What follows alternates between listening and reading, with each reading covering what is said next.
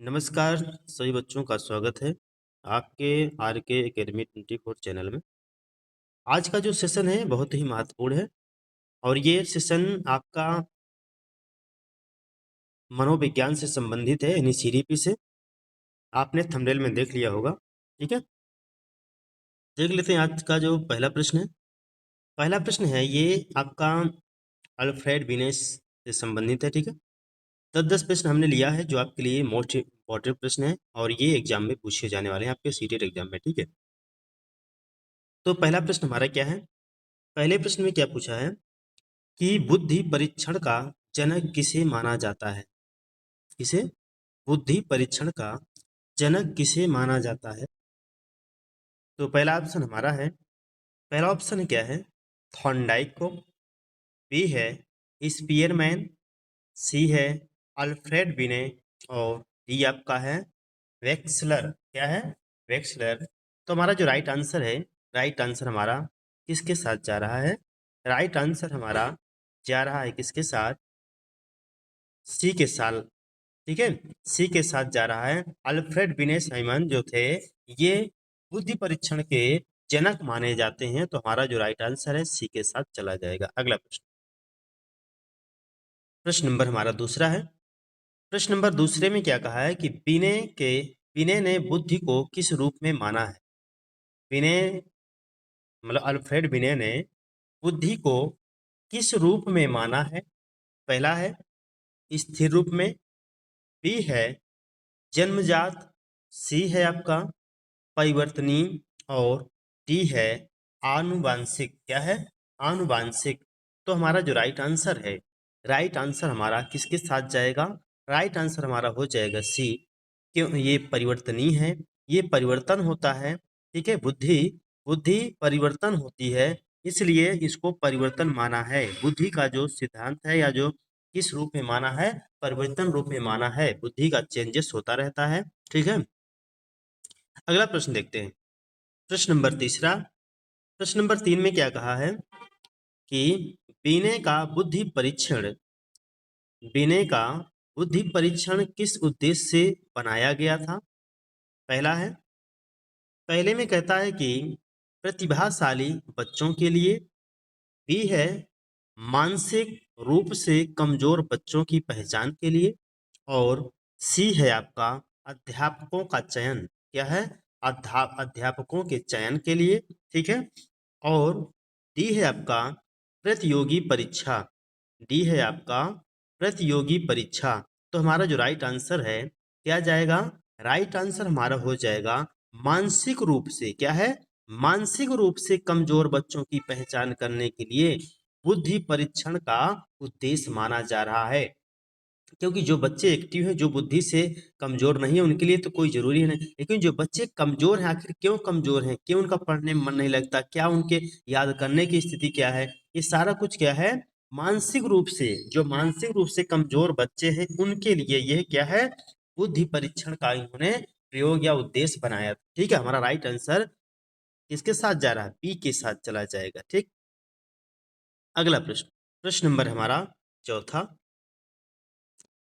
प्रश्न नंबर चौथे में क्या कहा है कि विनय की विनय का बुद्धि परीक्षण किस देश में विकसित हुआ? विनय का जो बुद्धि परीक्षण था वो कौन से देश में विकसित हुआ है? तो पहला हमारा जो ऑप्शन है, पहला ऑप्शन हमारा अमेरिका और दूसरा है बी जर्मनी और सी है फ्रांस और डी आपका है इंग्लैंड। तो सभी बच्चे कमेंट करके बता सकते हैं कि अगर आपको मालूम है तो जरूर बताएं कि जो बुद्धि परीक्षण था वो किस देश में विकसित हुआ था। तो हम जानते हैं हमारा जो राइट आंसर है, राइट आंसर हमारा है सी। किसका? सी के साथ जा रहा है। ये फ्रांस में, फ्रांस देश में इस बुद्धि परीक्षण का विकास हुआ था, ठीक है। अगला प्रश्न, प्रश्न नंबर 5 है। 5 में कहता है कि विनय किस अवधारणा के विरोधी थे? विनय या विनय साइमन जो थे या अल्फ्रेड विनय ने किस अवधारणा के विरोधी थे? तो पहला हमारा जो ऑप्शन है, पहला ऑप्शन है बुद्धिमापन के, बी है मानसिक आयु के और सी है जन्मजात बुद्धि और डी आपका है आईक्यू। आईक्यू लेवल, ठीक है, आईक्यू का। तो हमारा जो राइट आंसर है, राइट आंसर हमारा चला जाएगा सी के साथ, क्योंकि ये जन्मजात बुद्धि के विरोधी थे, ठीक है। अगला प्रश्न, प्रश्न नंबर 6 में कहता है कि विनय ने बुद्धि को किससे जोड़ा। विनय ने बुद्धि को किससे जोड़ा है। तो हमारा जो और राइट आंसर है, पहला हमारा क्या है, स्मृति है। क्या इन्होंने स्मृति से जोड़ा है। दूसरा है बी, निर्णय शक्ति से। और सी है समस्या समाधान। और डी सभी। तो हमारा जो राइट आंसर है, देखो स्मृति, स्मृति में याद रखना, निर्णय शक्ति ये भी सही है, और समस्या समाधान, किसी समस्या का समाधान करना, ये भी सही है। इसलिए हमारा राइट आंसर डी के साथ चला जाएगा। क्या है, डी के साथ हमारा चला जाएगा, राइट आंसर डी सही हो जाएगा। अगला प्रश्न, प्रश्न नंबर हमारा है 7वां। 7 में कहता है कि विनय का सिद्धांत किस पर आधारित था। विनय का सिद्धांत किस पर आधारित था। तो पहला हमारा जो ऑप्शन है, पहला ऑप्शन है प्रयोग पर आधारित था, बी है अवलोकन पर आधारित था, और सी है आपका मानसिक क्रियाओं पर आधारित था, और डी है अनुवांशिकता पर। क्या है, अनुवांशिकता पर आधारित था। तो हमारा जो राइट आंसर है, राइट आंसर हो जाएगा मानसिक क्रियाओं पर आधारित था। क्या, मानसिक क्रियाओं पर आधारित था या मानसिक क्रियाएं। हमारा राइट आंसर सी सही हो जाएगा। अगला प्रश्न, प्रश्न नंबर हमारा 8 है। 8 में क्या कहता है कि विनय के अनुसार बुद्धि का विकास होता है।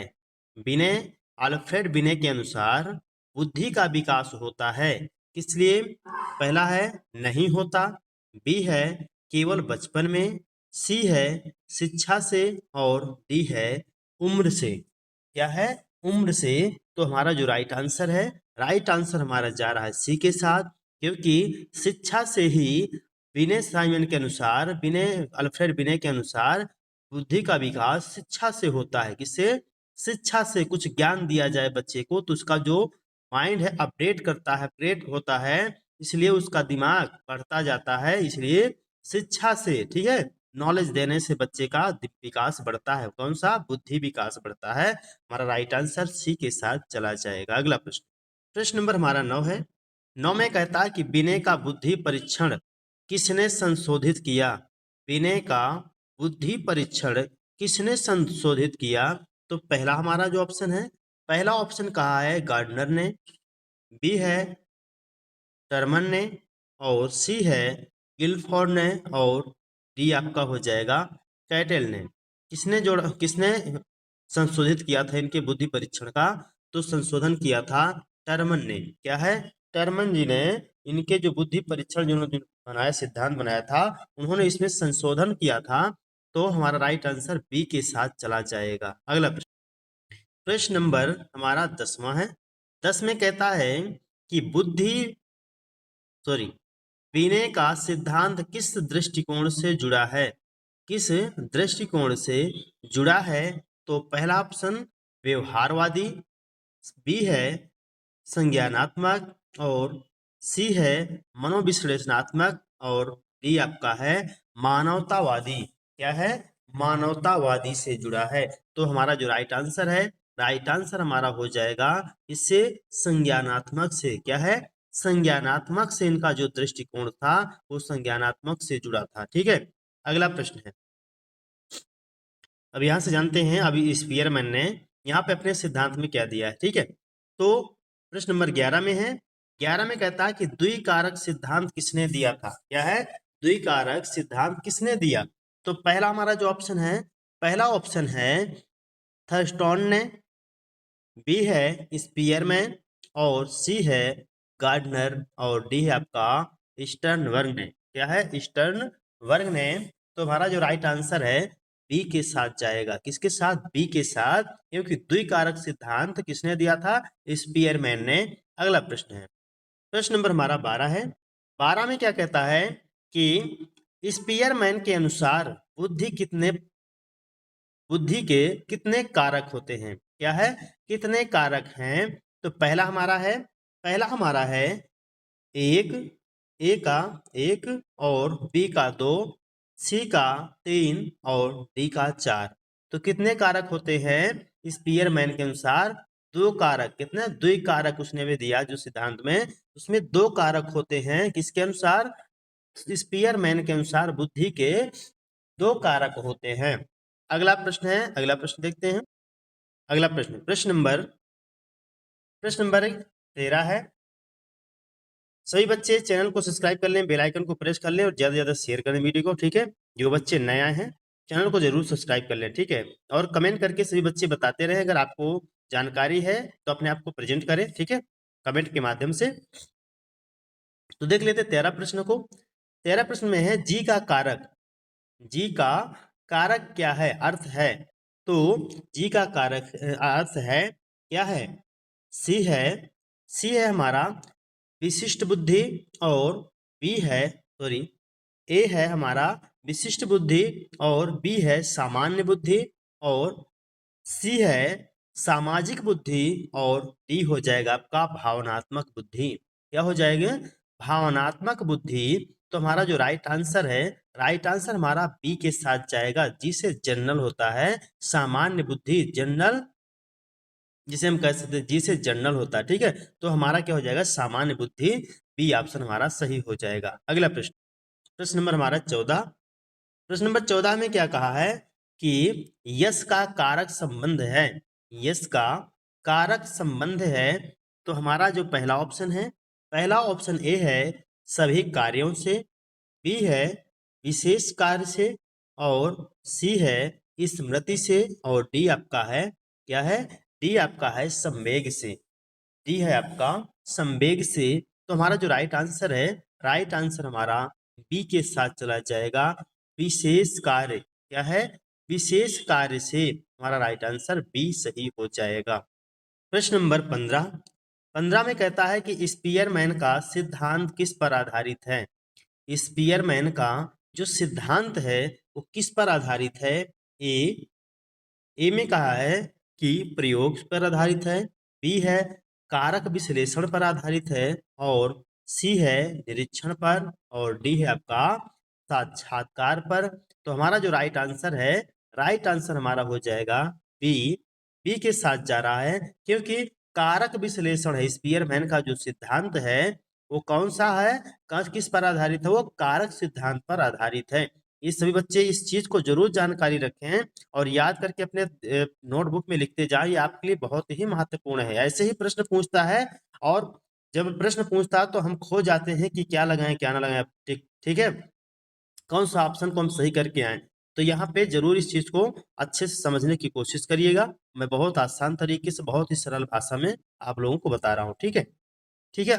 तो हमारा जो राइट आंसर है बी के साथ सही हो जाएगा। अगला प्रश्न देखते हैं, अगला प्रश्न देखते हैं। प्रश्न नंबर ये रहा आपका 16।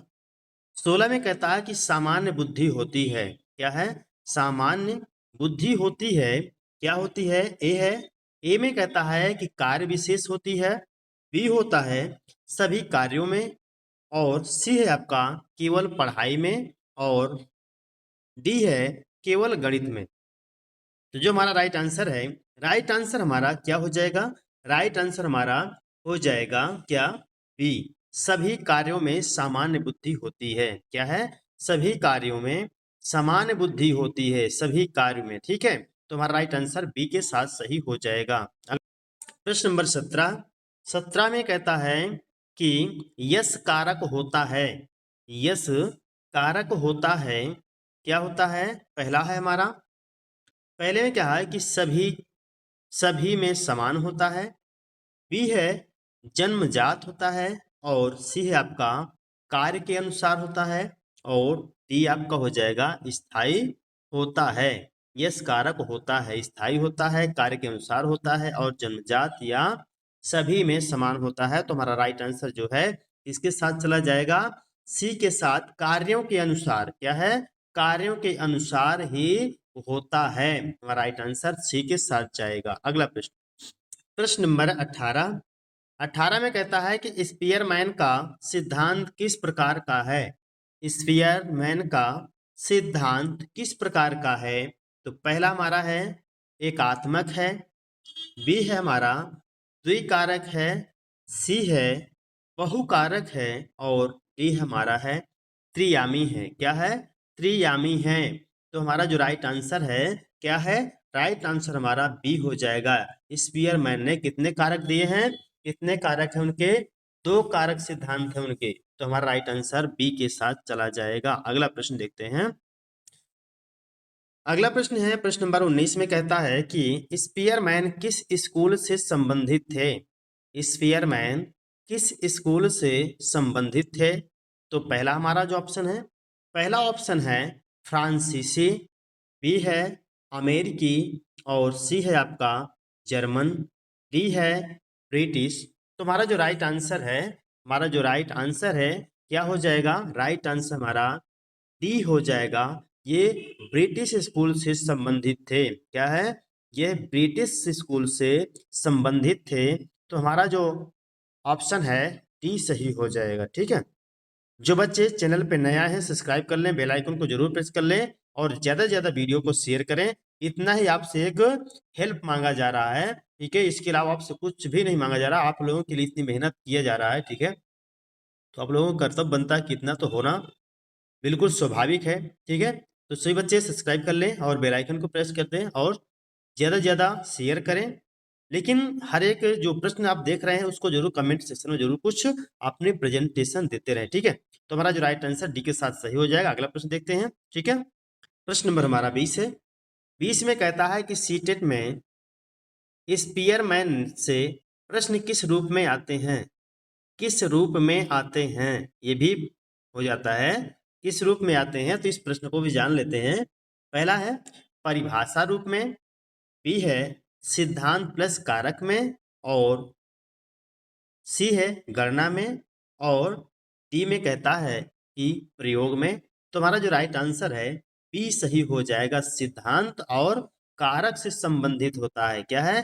कारक संबंधित प्रश्न आते हैं किसके? स्पीयरमैन के सीटेट एग्जाम में। ठीक है। अगला प्रश्न देखते हैं। अगला प्रश्न ये रहा आपके सामने। प्रश्न नंबर हमारा 21 है। 21 में कहता है कि थॉर्नडाइक ने कितने प्रकार की बुद्धि बताई? देखिए हमने 2 वैज्ञानिकों के ले लिए हैं।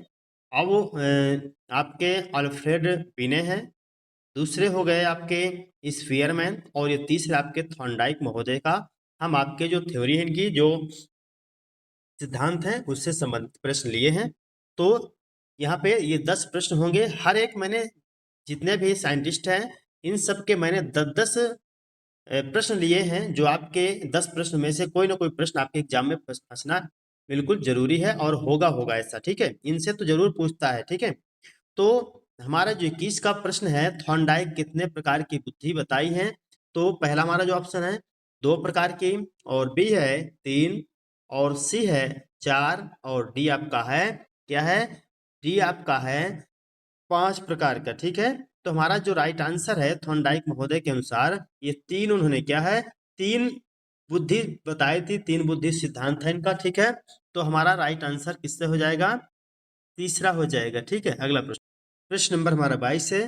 प्रश्न नंबर 22 में कहता है कि सामाजिक बुद्धि का संबंध, सामाजिक बुद्धि का संबंध है इससे मशीन से, बी है शब्दों से और सी है लोगों से और डी है आपका संख्याओं से। तो हमारा जो राइट आंसर है जो हमारा समाजीकरण होता है वो किससे होता है? समाज में रह के। किसमें? समाज में रह के। और इन लोग कौन से समाज में? लोगों के समाज के साथ रह के ही हमारा क्या है? बुद्धि का विकास होता है। बुद्धि हमारा संबंध उसी से रखती है। बुद्धि हमारी वहीं से अपडेट होती है समाज में रह करके। ठीक है। इसलिए हमारा राइट आंसर क्या हो जाएगा? सी सही हो जाएगा। सी हमारा राइट आंसर जा रहा है। अगला प्रश्न, प्रश्न नंबर हमारा 23 है। 23 में कहता है कि अमूर्त बुद्धि का संबंध है। क्या है? अमूर्त बुद्धि का संबंध है। पहला हमारा है औजारों से, बी है भावनाओं से और सी है आपका विचारों से और डी आपका है खेल से। तो अमूर्त बुद्धि का जो सिद्धांत है वो किससे है? किससे संबंधित है? किससे संबंध रखता है? तो ये है विचारों से। ठीक है। थिंकिंग से। ठीक है। हमारा राइट आंसर सी के साथ चला जाएगा। अगला प्रश्न, प्रश्न नंबर हमारा 24 है। यांत्रिक बुद्धि संबंधित है। क्या है? यांत्रिक बुद्धि संबंधित है। पहला हमारा है भाषा से, बी है मशीन और सी है आपका समाज और डी है संगीत। क्या है? डी है हमारा संगीत। तो हमारा राइट आंसर है जो राइट आंसर क्या हो जाएगा? राइट आंसर में हो जाए यांत्रिक बुद्धि। क्या है? यांत्रिक बुद्धि, यंत्रों से संबंधित। ठीक है, तो हमारा जो ऑप्शन है हमारा राइट आंसर हो जाएगा क्या? बी के साथ मशीनरी है। क्या है? मशीनरी, यांत्रिक यही होता ना, यंत्र से संबंधित, यंत्रों से संबंधित हमारा यांत्रिक बुद्धि संबंधित किससे? मशीनों से या मशीन से। ठीक है, हमारा राइट आंसर बी के साथ जा रहा है। अगला प्रश्न, प्रश्न हमारा है क्या है? 25। 25 में कहता है कि थॉर्नडाइक किस सिद्धांत के लिए प्रसिद्ध हैं? कौन से सिद्धांत के लिए प्रसिद्ध हैं? तो क्या है? पहला ऑप्शन हमारा बहुबुद्धि सिद्धांत के लिए प्रसिद्ध हैं, दूसरा है बी द्विकारक सिद्धांत के लिए, और सी है आपका अधिगम के नियम के लिए। क्या है? अधिगम के नियम के लिए, और डी आपका हो जाएगा त्रियामी। क्या है? त्रियामी सिद्धांत के लिए। तो हमारा जो राइट आंसर है, राइट आंसर हमारा सी सही हो जाएगा, क्योंकि थॉर्नडाइक महोदय ने अधिगम सिद्धांत दिया था। क्या? अधिगम से संबंधित सिद्धांत दिया था, सीखने से संबंधित इनके नियम हैं। अगला प्रश्न देखते हैं। अगला प्रश्न ये रहा, प्रश्न नंबर 26 में कहता है कि थॉर्नडाइक का दृष्टिकोण था, थॉर्नडाइक का दृष्टिकोण था, क्या है? व्यवहारवादी था, बी है संज्ञानात्मक था, और बी है संज्ञानात्मक, और सी है आपका मानवतावादी, और डी आपका हो जाएगा मनोविश्लेषणात्मक। क्या है? मनोविश्लेषणात्मक। तो इनका जो क्या है, इनका जो दृष्टिकोण था वो व्यवहारवादी था। क्या था? थॉर्नडाइक का जो दृष्टिकोण था व्यवहारवादी था। हमारा राइट आंसर ए के साथ जाएगा। अगला प्रश्न, प्रश्न नंबर 27। थॉर्नडाइक के अनुसार बुद्धि है, क्या है? थॉर्नडाइक के अनुसार बुद्धि है एक शक्ति, बी है अनेक क्षमताओं का समूह, बी है स्थिर, और सी है आपका वो डी है आपका जन्मजात। क्या है? जन्मजात है। तो हमारा जो राइट आंसर है, राइट आंसर हमारा बी के साथ चला जाएगा, क्योंकि बुद्धि क्या है? बुद्धि अनेक क्षमताओं का समूह है। क्या है? अनेक क्षमताओं का समूह कहलाती है बुद्धि। किसके अनुसार? थॉर्नडाइक महोदय के अनुसार। हमारा राइट आंसर ए बी के साथ चला जाएगा। अगला प्रश्न देखते हैं। प्रश्न नंबर हमारा 28 है। 28 में कहता है कि सामाजिक बुद्धि का प्रयोग होता है, सामाजिक बुद्धि का प्रयोग होता है ए गणित में, बी है सामाजिक में, समाज में, और सी है आपका मशीन में, और डी आपका हो जाएगा लेखन में। क्या है? लेखन में। तो सामाजिक बुद्धि का विकास या प्रयोग, जब सामाजिक बुद्धि जो होती है उसका प्रयोग हम कहाँ करते हैं? हम अपने समाज में ही लोगों के पास ही करते हैं। इसलिए हमारा राइट आंसर बी के साथ चला जाएगा, समाज में ही रह करके हम सामाजिक बुद्धि का प्रयोग करते हैं। राइट आंसर हमारा बी हो जाएगा। ठीक है, अगला प्रश्न, प्रश्न नंबर हमारा 29 है। 29 में कहता है कि थॉर्नडाइक का सिद्धांत किसके विरुद्ध था? क्या है?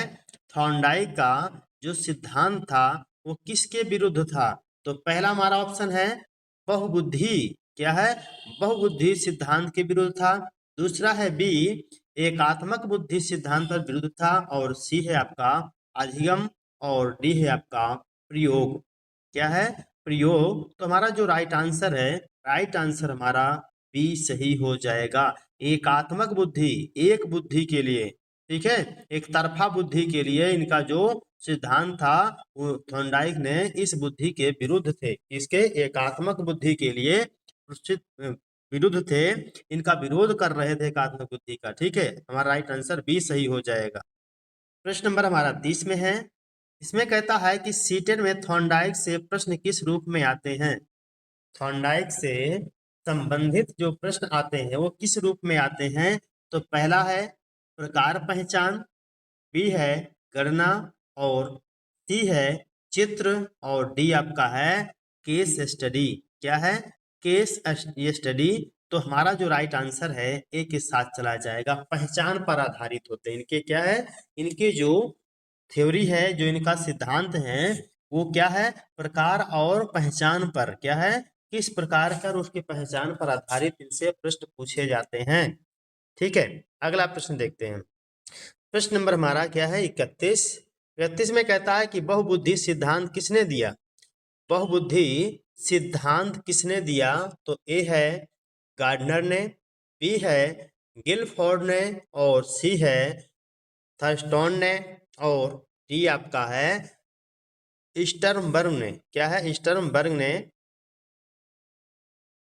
तुम्हारा राइट आंसर क्या हो जाएगा, राइट आंसर हमारा ए सही हो जाएगा। क्या है, ए सही हो जाएगा। ठीक है, अगला प्रश्न।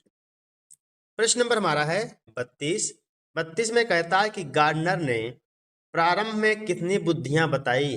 गार्डनर ने प्रारंभ में कितनी बुद्धियां बताई, तो पहला हमारा ऑप्शन है, पहले ऑप्शन में 7, वो 6, और बी हमारा है 7, और सी है 8, और डी है आपका 9। कितनी बुद्धियां प्रारंभ में बताई गई थी, इसके अनुसार गार्डनर के अनुसार, तो हमारा जो राइट आंसर है बी सही हो जाएगा। इन्होंने 7 बुद्धि बताई थी। कितने, 7 बुद्धियां बताई थी, किसने, गार्डनर महोदय ने। ठीक है, अगला प्रश्न देखते हैं। अगला प्रश्न ये रहा आपके सामने। प्रश्न नंबर हमारा 33 है। 33 में कहता है कि भाषा से संबंधित बुद्धि है।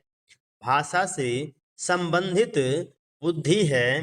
पहला है हमारा है तार्किक है, बी है भाषाई है, और सी है आपका संगतिक। क्या है, संगीतिक है। क्या है, संगीतिक है, और डी आपका है शारीरिक है। क्या है, शारीरिक है। तो हमारा जो राइट आंसर है, राइट आंसर हमारा किसके साथ जा रहा है, सभी बच्चे कमेंट करके बताएं।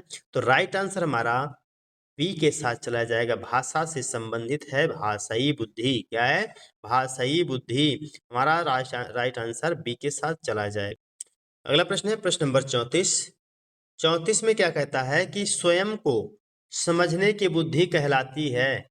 क्या है, स्वयं को समझने की जो बुद्धि होती है वो क्या कहलाती है। तो पहला है हमारा, क्या है, पहला हमारा है, पहला ऑप्शन है अंतर्वैयक्तिक। अंतर्वैयक्तिक,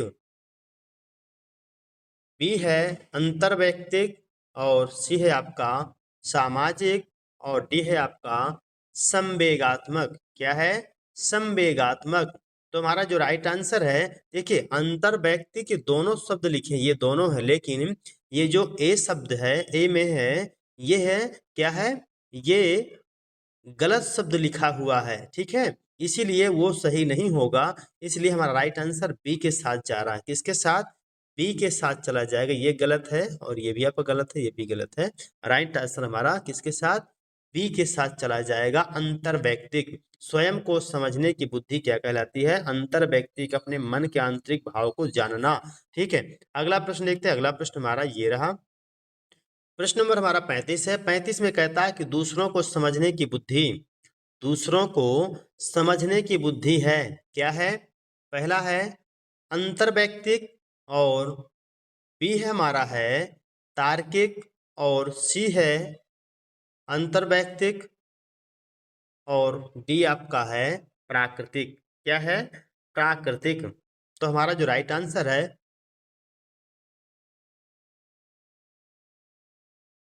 क्या हो जाएगा, राइट आंसर हमारा सी के साथ चला जाएगा। किसके साथ, अंतर्वैयक्तिक। ये है, क्या है, दूसरों को समझने की बुद्धि कहलाती है। तो हमारा राइट आंसर क्या है, राइट आंसर हमारा सी सही हो जाएगा। अगला प्रश्न है, प्रश्न नंबर हमारा 36 है। 36 में कहता है कि संगीत से जुड़ी बुद्धि है। क्या है, संगीत से जो जुड़ी बुद्धि क्या है, शारीरिक है, भाषाई है, संगीतिक है, और दृश्य है। तो हमारा जो राइट आंसर है सी सही हो जाएगा। क्या है, संगीतिक है। संगीत से जुड़ी बुद्धि क्या है, संगीतिक है। संगीत से बनी बुद्धि संगीतिक है। हमारा राइट आंसर सी सही हो जाएगा। अगला प्रश्न है, ये रहा प्रश्न नंबर आपका 37। 37 में कहता है कि गार्डनर का सिद्धांत आधारित है। गार्डनर का जो सिद्धांत है वो किस पर आधारित है। तो पहला है आईक्यू पर, बी है एक बुद्धि पर, और सी है आपका, क्या है, सी आपका अनेक क्षमताओं पर, और डी है अनुवांशिकता पर। क्या है? डी है अनुवांशिकता पर। तो हमारा जो राइट आंसर है, हमारा जो राइट आंसर है, हमारा राइट आंसर सी सही हो जाएगा। अनेक क्षमताओं पर। क्या है? गार्डनर का सिद्धांत आधारित है अनेक क्षमताओं पर। तो हमारा जो राइट आंसर है क्या हो जाएगा? सी सही हो जाएगा। राइट आंसर सी सही हो जाएगा। अगला प्रश्न नंबर हमारा 38 है। 38 में कहता है कि शिक्षक को कौन सा सिद्धांत अधिक उपयोगी है? शिक्षक को कौन सा सिद्धांत अधिक उपयोगी है? क्या है? पहला है द्विकारक सिद्धांत, बी है बहुबुद्धि, और सी है त्रियामी, और डी है आपका द्रव बुद्धि। क्या है? द्रव बुद्धि। तो हमारा जो राइट आंसर है क्या हो जाएगा? बहुबुद्धि सिद्धांत। क्या है? बहुबुद्धि सिद्धांत शिक्षक पर सबसे महत्वपूर्ण और उपयोगी है। ठीक है, हमारा राइट आंसर बी सही हो जाएगा। बहुबुद्धि में अनेकों प्रकार की बुद्धियां जहां काम करती हों। ठीक है, प्रश्न नंबर हमारा 39 है। 39 में कहता है कि प्राकृतिक बुद्धि। क्या है? प्राकृतिक बुद्धि का संबंध है। प्राकृतिक बुद्धि का संबंध है किससे? पहला हमारा है, पहला ऑप्शन हमारा है समाज से। बी है हमारा, बी में क्या कहता है कि प्राकृतिक से, प्रकृति से, और सी है भाषा से, और डी आपका है संख्या से। तो हमारा जो राइट आंसर है प्राकृतिक बुद्धि का संबंध प्रकृति से है। किससे? प्रकृति से है। हमारा राइट आंसर बी सही हो जाएगा। अगला प्रश्न देखते हैं। प्रश्न नंबर हमारा है 40। 40 में कहता है कि सीटेट में गार्डनर से प्रश्न आते हैं। किस कैसे आते हैं? पहला हमारा है बुद्धि के प्रकार से संबंधित प्रश्न आते हैं, बी है गणना से संबंधित, और सी है आपका सूत्र से संबंधित, और डी है आपका प्रयोग। तो हमारा जो राइट आंसर है बुद्धि के प्रकार से संबंधित गार्डनर से प्रश्न पूछे जाते हैं सीटेट एग्जाम में। ठीक है, अगला प्रश्न। अगला प्रश्न है प्रश्न नंबर 41 में कहा है कि त्रियामी बुद्धि सिद्धांत किसने दिया है? त्रियामी बुद्धि सिद्धांत किसने दिया है? तो गिलफोर्ड ने दिया है। दूसरा है बी स्टर्नबर्ग ने दिया है, और सी है आपका कैटेल ने, और बी है आपका अल्फ्रेड बिने ने। तो हमारा राइट आंसर क्या हो जाएगा? राइट आंसर हमारा हो जाएगा स्टर्नबर्ग ने। अगला प्रश्न देखते हैं। प्रश्न नंबर हमारा 42 है। 42 में कहता है कि स्टर्नबर्ग ने कितने प्रकार की बुद्धि बताई? कितने प्रकार की बुद्धि बताई? तो पहला हमारा ऑप्शन है 2 प्रकार की, बी है 3 प्रकार की, और सी आपका है 4 प्रकार की, और डी है कितने? 5 प्रकार की। तो राइट आंसर हमारा क्या हो जाएगा? राइट आंसर हमारा बी सही हो जाएगा। स्टर्नबर्ग ने 3 प्रकार की बुद्धि बताई थी। ठीक है, बताई है। अगला प्रश्न देखते हैं। प्रश्न नंबर हमारा है क्या? प्रश्न नंबर 43 है विश्लेषणात्मक बुद्धि का संबंध। क्या है? विश्लेषणात्मक बुद्धि का संबंध है पहला है रचनात्मकता, और बी है आपका समस्या समाधान, और सी है दैनिक जीवन, और डी आपका हो जाएगा कला। तो हमारा जो राइट आंसर है, राइट आंसर हमारा हो जाएगा किससे? किससे हो जाएगा? समस्या समाधान से। विश्लेषणात्मक बुद्धि का संबंध किससे है? समस्या समाधान से। समस्याओं का निवारण करना, समस्याओं को दूर करना। राइट आंसर हमारा बी के साथ चला जाएगा। अगला प्रश्न नंबर हमारा है 44। 44 में कहता है कि रचनात्मक बुद्धि। क्या है? रचनात्मक बुद्धि का संबंध है इससे। रचनात्मक बुद्धि का संबंध है पहला है नई सोच से, बी है याददाश्त से, और सी है आपका अनुकरण से, और डी है नियम से। क्या है? नियम से। तो हमारा राइट आंसर क्या है? नई सोच। क्या है? रचनात्मक बुद्धि का जब संबंध होता है, रचनात्मक जब नई नई चीजें सोचना, वो क्या है? नई सोच के आधार पे होता है। कितना? नई सोच के आधार पर ये संबंध रखता है। ठीक है, अगला प्रश्न। प्रश्न नंबर हमारा 45 है। 45 में कहता है कि व्यवहारिक बुद्धि का उपयोग होता है। व्यवहारिक बुद्धि का उपयोग होता है किसके लिए? परीक्षा में, किताबों में, और सी है आपका दैनिक जीवन में, और डी है प्रयोगशाला में। क्या है? प्रयोगशाला में व्यवहारिक बुद्धि का उपयोग होता है किसमें? दैनिक जीवन में। इसमें दैनिक जीवन में हम व्यवहारिक बुद्धि का उपयोग करते हैं। अगला प्रश्न नंबर हमारा है क्या, प्रश्न नंबर 46 है, स्टर्म वर्ग का सिद्धांत किस पर आधारित है? स्टर्म वर्ग का सिद्धांत किस पर बल देता है? क्या है, किस पर बल देता है? तो पहला हमारा ऑप्शन है आईक्यू पर बल देता है, बी है व्यवहार पर, और सी है वास्तविक जीवन पर, और डी है आनुवांशिकता पर। तो राइट आंसर हमारा क्या हो जाएगा? राइट आंसर हमारा सी सही हो जाएगा। ठीक है, अगला प्रश्न, प्रश्न नंबर है 47, व्यवहारिक बुद्धि को कहा जाता है? व्यवहारिक बुद्धि को कहा जाता है, पहला है स्कूल बुद्धि, क्या है, व्यवहारिक बुद्धि को कहा जाता है स्कूल बुद्धि, और बी है स्ट्रेट स्मार्ट, और सी है शैक्षणिक, और डी है आपका अमूर्त। क्या है? डी है आपका अमूर्त सही ऑप्शन हमारा जो राइट आंसर है। राइट आंसर हमारा स्ट्रेट, क्या है, स्ट्रेट स्मार्ट बुद्धि को कहा जाता है व्यवहारिक। ठीक है, अगला प्रश्न नंबर हमारा 48 है। 48 में कहता है स्टर्म वर्ग का सिद्धांत है, क्या है, स्टर्म वर्ग का सिद्धांत है, क्या है, एकात्मक है, बी है द्विकारक है, और सी है त्रियामी है, और डी है आपका बहुकारक है। क्या है? बहुकारक है। तुम्हारा जो राइट आंसर है सी के साथ जाएगा, क्योंकि इनके जो सिद्धांत स्टर्म वर्ग के ये त्रिकारक त्रियामी है। क्या है? त्रियामी सिद्धांत है इनका। ठीक है, अगला प्रश्न, प्रश्न नंबर हमारा है 49, शिक्षक के लिए सबसे उपयोगी बुद्धि है? शिक्षक के लिए सबसे उपयोगी बुद्धि है, क्या है, केवल विश्लेषणात्मक, बी है केवल रचनात्मक, और सी है तीनों का संतुलन, और डी है केवल व्यवहारिक। क्या है? केवल व्यवहारिक। हमारा जो राइट आंसर है, राइट आंसर हो जाएगा तीनों का संतुलन। क्या है? तीनों का संतुलन। अगला प्रश्न है, अगला प्रश्न कहता है 50 में कि सीटेड में स्टर्म वर्ग से प्रश्न आते हैं कैसे? बी है ए है परिभाषा रूप में आते हैं, या उदाहरण आधारित आते हैं, सी है गणना आधारित आते हैं, या चित्र आधारित आते हैं। तुम्हारा जो राइट आंसर है उदाहरण आधारित प्रश्न आते हैं किससे? स्टर्म वर्ग से संबंधित। अगला प्रश्न देखो, अगला प्रश्न है कि जीन पियाजे का सिद्धांत किससे संबंधित है? जीन पियाजे का सिद्धांत किससे संबंधित है? तो पहला हमारा ऑप्शन है नैतिक विकास से संबंधित है, बी है संज्ञानात्मक विकास से संबंधित है, और सी है आपका संवेगात्मक विकास, और डी है आपका क्या है? डी है आपका सामाजिक विकास, सामाजिक विकास से संबंधित है। तो हमारा राइट आंसर क्या हो जाएगा? बी सही हो जाएगा, संज्ञानात्मक विकास से संबंधित इनके क्या है? सिद्धांत हैं।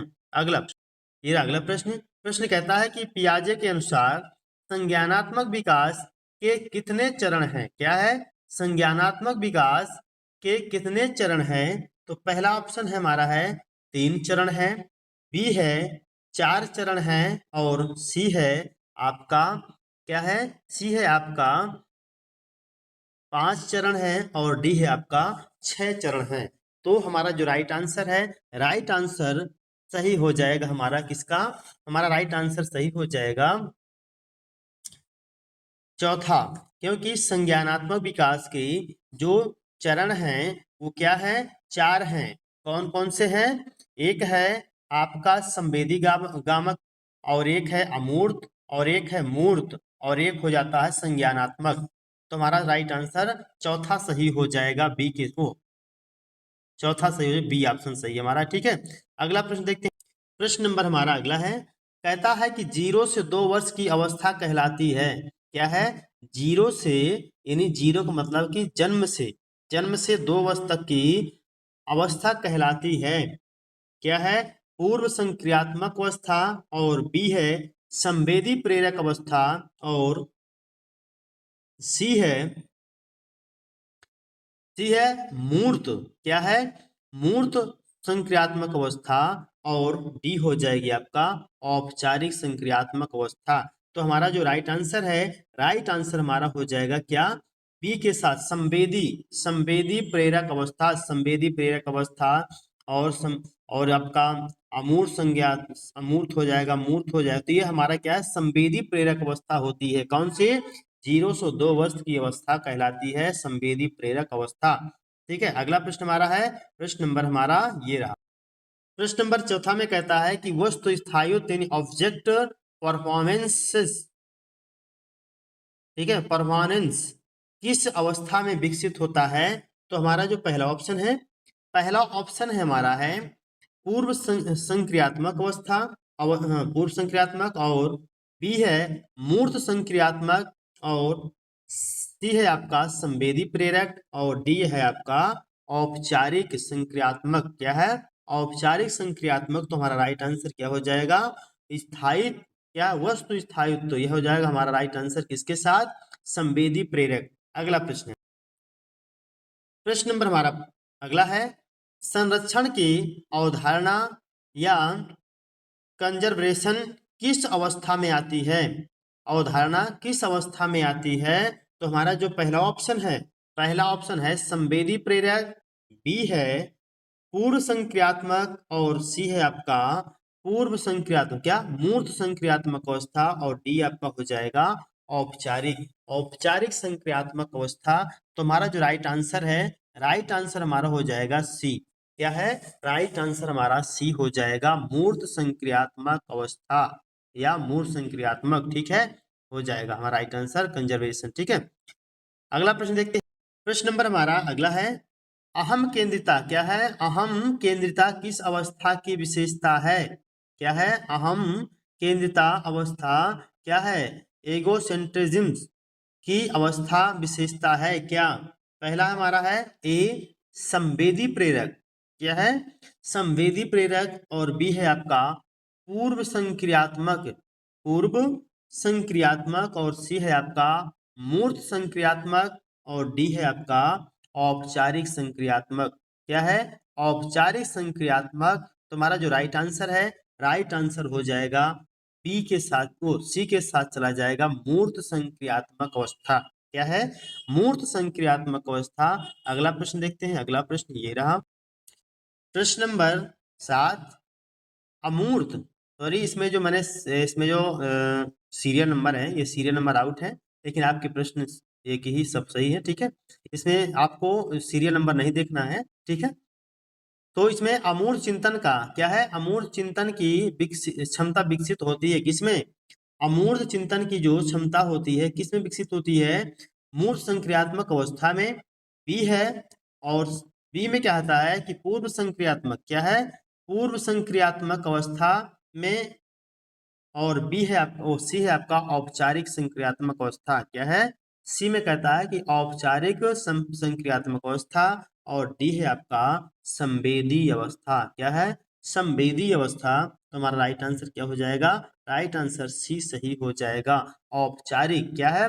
औपचारिकताएं होती है, अमूर्त चिंतन की क्षमता का जो विकास होता है उसमें औपचारिकताएं होती हैं, इसलिए औपचारिक विकासात्मक या संक्रियात्मक अवस्था, हमारा राइट आंसर सी सही हो जाएगा। अगला प्रश्न, प्रश्न नंबर हमारा है 8।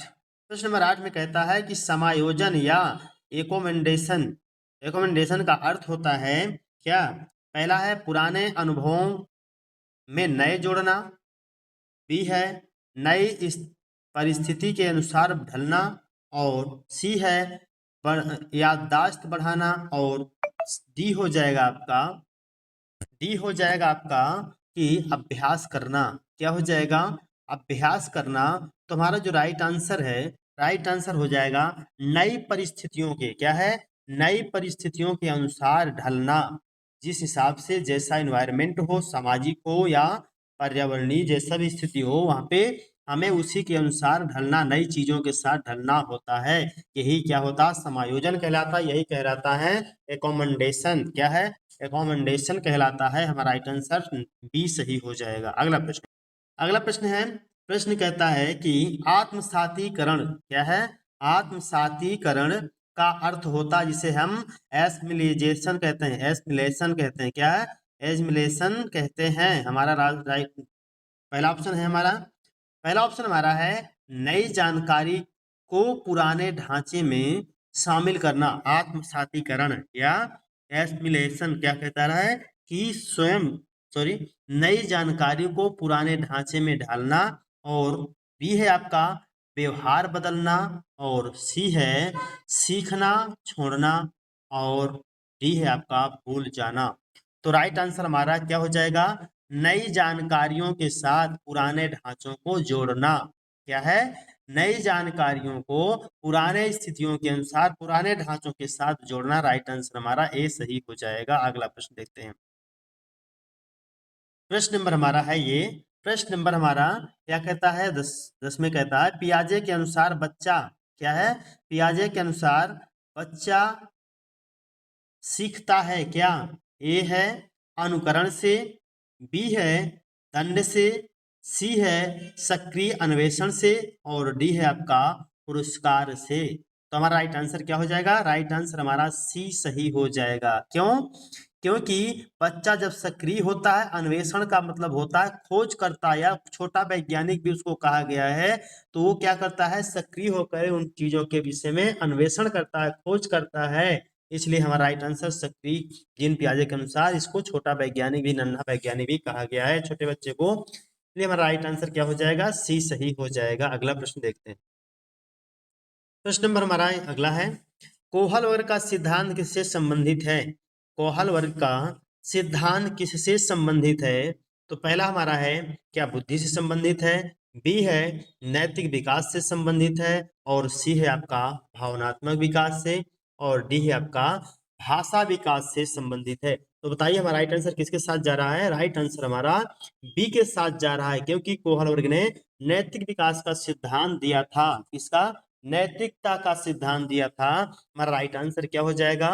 बी सही हो जाएगा। अगला प्रश्न देखते हैं। अगला प्रश्न ये रहा।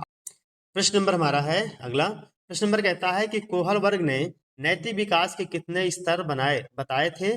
कितने स्तर बताए थे? तो पहला है हमारा ए में 2 स्तर, और बी है 3 स्तर, और 4 है, सी है 4 स्तर, और डी आपका हो जाएगा 5 स्तर बताए थे। तो हमारा जो राइट आंसर है, राइट आंसर हमारा हो जाए क्या? 3 स्तर बताए थे। किसने? 3 स्तर बताए थे नैतिक विकास के। ठीक है, किसने? कोहल वर्ग ने। प्रश्न नंबर हमारा है ये, प्रश्न नंबर 13, प्रत्येक स्तर में कितने चरण होते हैं? क्या है? प्रत्येक चरण में कितने प्रत्येक स्तर में कितने चरण होते हैं? तो पहला हमारा है, पहला ऑप्शन है 1 चरण होते हैं, बी है 2 चरण होते हैं, और सी है आपका 3 चरण होते हैं, और डी में कहता है कि 4 चरण होते हैं। तो राइट आंसर हमारा किसके साथ जा रहा है?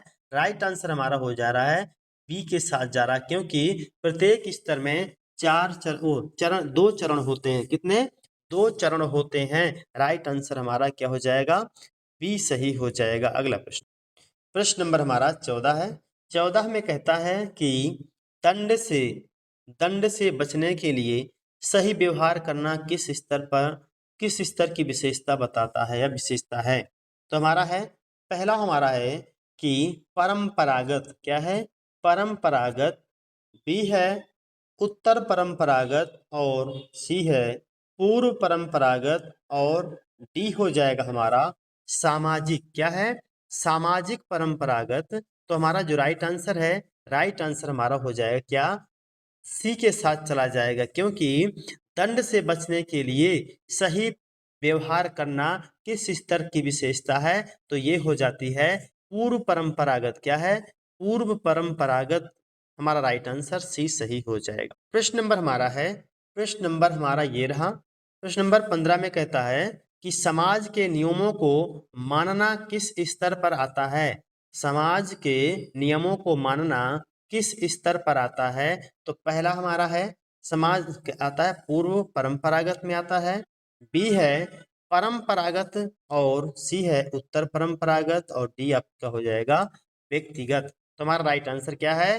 बी सही हो जाएगा। परंपरागत है, परंपराओं के अनुसार हमें उन नियमों का पालन करना हमारा अधिकार है या होना चाहिए। ठीक है, इसलिए हम राइट आंसर किसके साथ? बी के साथ जा रहा है।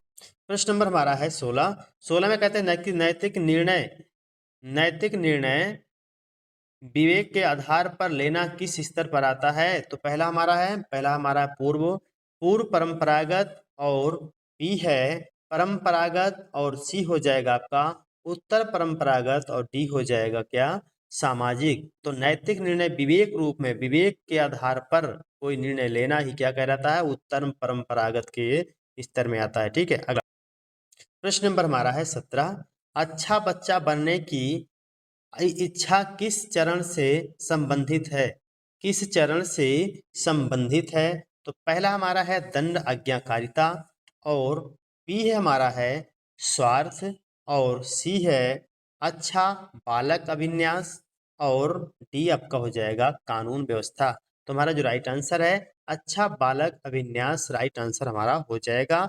अगला प्रश्न, प्रश्न नंबर हमारा है ये, प्रश्न नंबर 18 है कानून और व्यवस्था चरण किस स्तर में आता है। तो हमारा पहला ऑप्शन है, पहला ऑप्शन हमारा है पूर्व परंपरागत, और बी है हमारा है परंपरागत, और सी है आपका उत्तर परंपरागत, और डी हो जाएगा क्या, व्यक्तिगत।